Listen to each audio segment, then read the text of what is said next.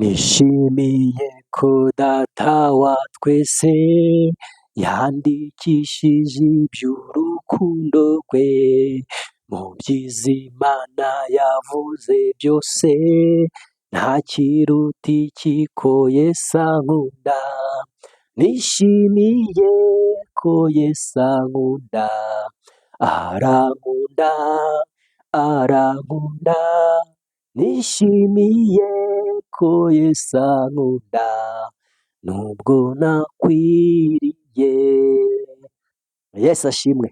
Nimba wemera ko Yesu agukunda, nimba wemera ko Yesu ashobora byose, amakuru mashya ni uko Yesu agukunda. Hari imitwaro agiye gukura ku buzima bwawe, hari amateka agiye guhindura. Ibyo ubona bigoranye, ibyo ubona bidashoboka, ufite Yesu byose birashoboka. Icyo usabwa, kanda subscribe kugira ngo ujye ukurikirana ibiganiro byacu.